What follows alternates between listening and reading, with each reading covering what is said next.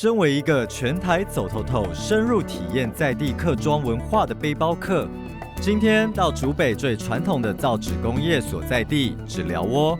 当地师傅说，这里还有最古老的纸浆机10轮。背包客现在就要来体验磨纸浆，要弯腰啊，尽量弯腰，使力的向前走，它就在动啦。这个石头的把竹子把它碾碎啦，所以叫做纸浆机。哦，原来是这个原理。对，以前就是用人来做这个碾。哦，不是啊，以前是用牛在拉这么重的石头啊，人怎么拉得动？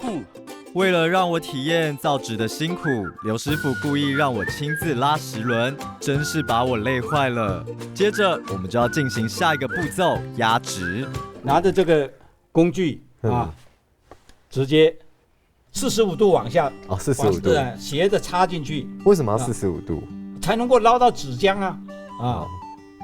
插上去，放深，放深进去，这样，放深进去，平的这样提起来，对了，这就是一张纸啊，哇，非常的漂亮。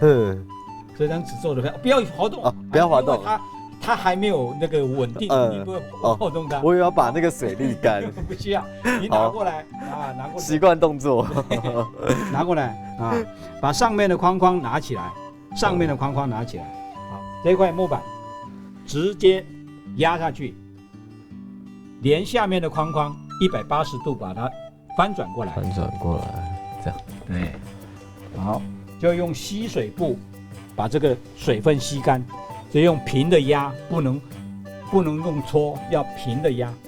就稍微看一下，它已经有白色的，就是水分已经那个快干了。你说尽量的把旁边把它那个擦干一点，就可以分开了。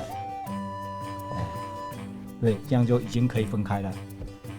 好，那个就在旁边摆着，你这一边压着，一手压着这边，这边呢轻轻的，你这边轻轻的这样提起来。哇，这就一张，这样就一张纸完成了。对，拿去晒太阳，晒干了就一张纸了。